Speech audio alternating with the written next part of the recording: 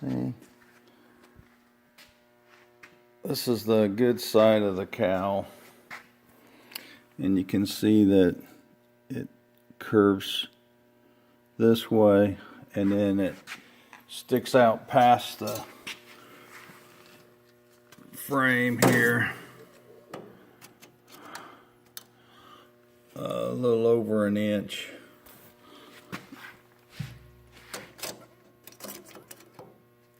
Yeah, right at an inch down at the very bottom of that.